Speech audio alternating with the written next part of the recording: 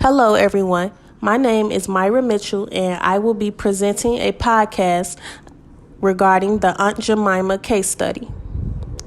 A civic organization known as Black Lives Matter argues that mass media, white capitalism, and heightened negative attention in the press is to blame for lingering stereotypes regarding black bodies.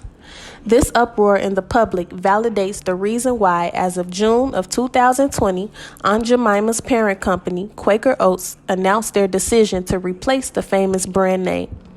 Quaker Oats said that it was taking a hard look at their portfolio of brands as it worked to make progress towards racial equality through several initiatives.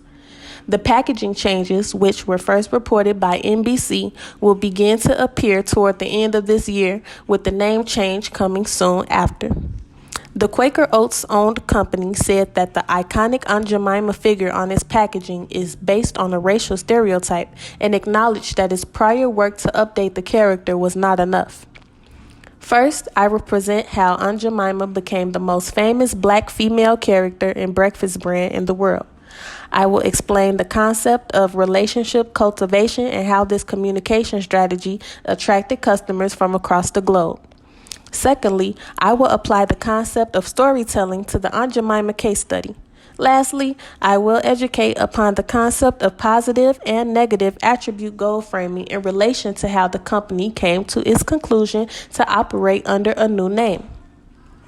In conclusion, I will describe the public's response to the discontinuance of the Aunt Jemima brand name.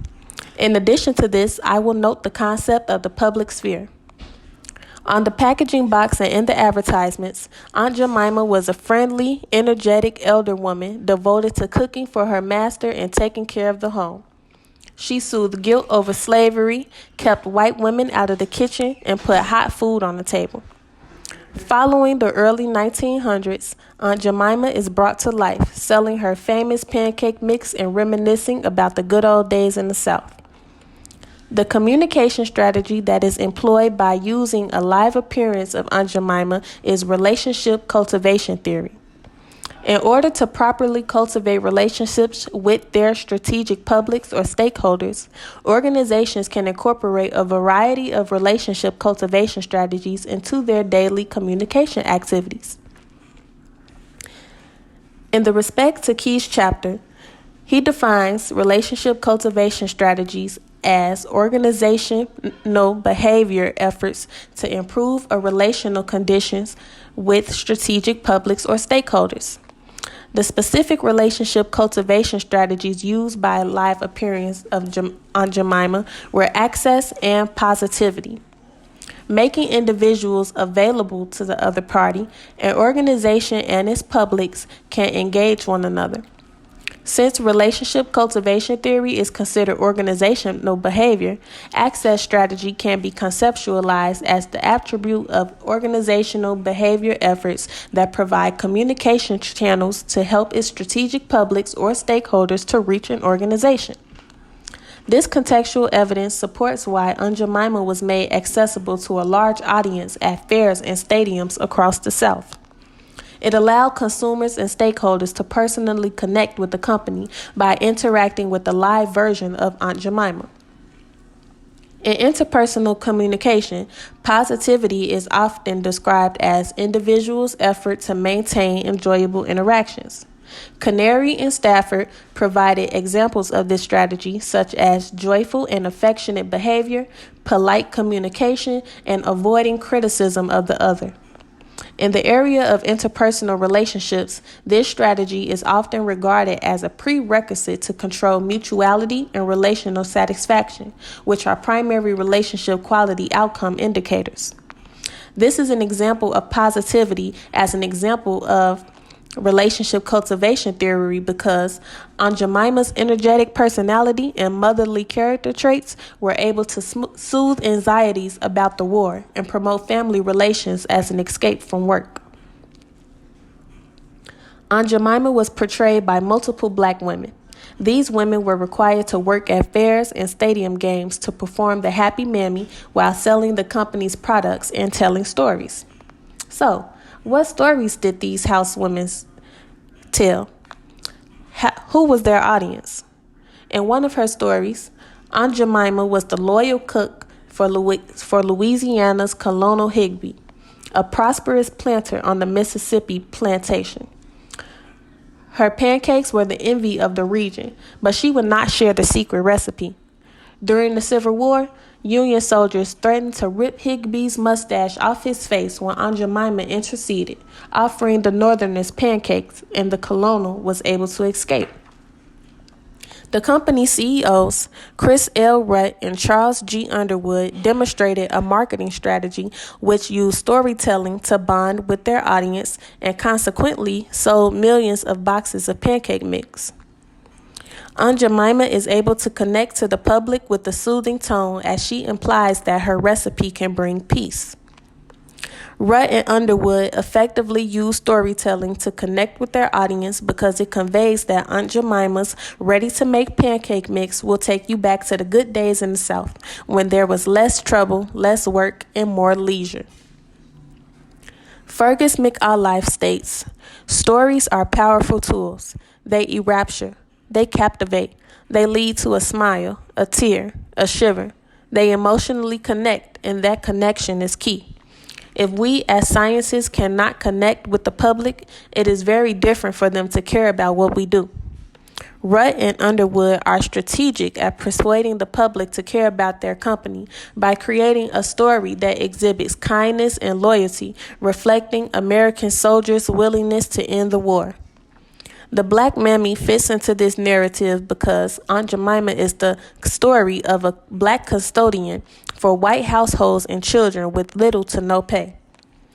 Although this story is not as heartwarming as the ones Aunt Jemima tells about the war, it is a story that degrades Black women and capitalizes off of Black women's experiences of racial discrimination and slavery.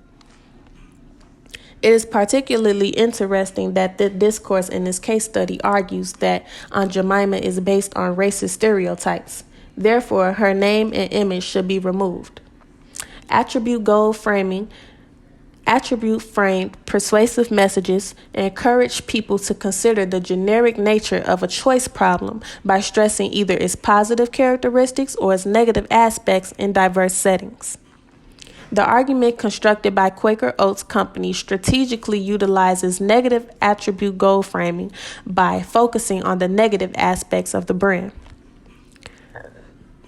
The goal of negative attribute goal framing as a communication strategy is to influence the public to care about the company and support the name change.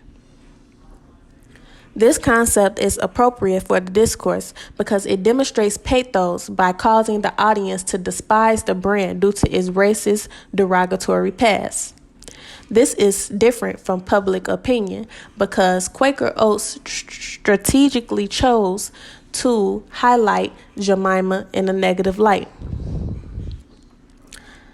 This case study could have instead focused on the idea that Aunt Jemima no longer reflects the values of the American people. Therefore, her name and image should be removed. This is an example of positive attribute framing. This approach uses a positive attribute to justify the name change. In this case, positive attribute framing would have been ineffective because it does not solicit any response from the public. As the news states, if it doesn't bleed, it doesn't lead. The concept of negative and positive attribute goal framing in relation to the Aunt Jemima case study is supported by Kim's reading, as the author states. Recent empirical studies have confirmed reliable interactive effects of attribute goal framing tactics and valence framing, such that a positively framed persuasive message tends to be more effective than a negatively framed message in the context of attribute framing, whereas negative framing has more persuasive impact than positive framing in the context of goal framing. Negative framing is more effective in this case because Quaker Oats is trying to persuade their audience that they were justified in changing the name. Members of the public sphere express contrasting views about Aunt Jemima's name change. It is relevant to explore how the public sphere responded to the discourse in this case study. As a primary source, An interview with Vera Harris, the niece of Lillian Richard, who performed as Aunt Jemima for 23 years in the year of 1930, disclosed that the company did not consult with the family prior to its decision to change the name. Erasing my aunt, and I quote, "Erasing my Aunt Lillian Richard would erase a part of history," who serves as a family historian to the Richard family of Hawkins.